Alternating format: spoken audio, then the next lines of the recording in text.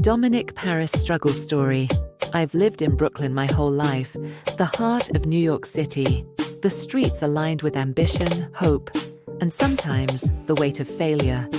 My name is Dominic Paris, and I've seen the best and worst of this city. My story starts from a point of desperation, just like many others who come from humble beginnings, but what happened along the way is what shapes me now. I was born to a single mother, raised in a cramped apartment with peeling walls, not enough food, and never-ending bills. My mum, Maria, worked 2 jobs. By day, she cleaned office buildings, and by night, she worked as a waitress at a local diner. I never got the chance to have a normal childhood. Friends? Hardly. School? A burden. Most of my days were spent watching my mother struggle to keep us afloat, always wearing a smile despite everything. I promised myself I wouldn't end up like her, struggling every day, barely making ends meet. When I turned 16, I started working at a small mechanic shop after school. It wasn't glamorous, but I learned fast. I spent my evenings covered in grease, but I felt like I was building something. Still, the reality of my situation kept hitting me. Working long hours, barely any sleep, and not a chance to experience what life had to offer outside of survival. I wanted more. At 19, I decided to leave Brooklyn. I needed to find something bigger than what I had. I moved to Manhattan with nothing but a backpack and an old dream of starting my own business.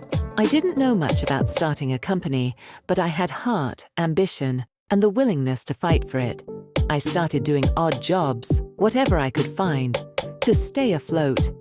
But life, as it often does, wasn't kind. I was robbed, left without much of anything. The one thing I had left was my will to keep pushing forward. I started doing repairs, first on cars, then on bikes, and anything I could fix. Slowly, I built a reputation. People started talking about the mechanic who didn't just fix things, he brought them back to life. But even with the business growing, I was still struggling to make ends meet. Rent was overdue, equipment was breaking down, and my energy was running low. But then, a regular customer, John, a successful businessman, offered me a deal. He wanted to partner with me to expand the garage. That was the turning point. With John's help, I opened my first real shop. The first few months were tough.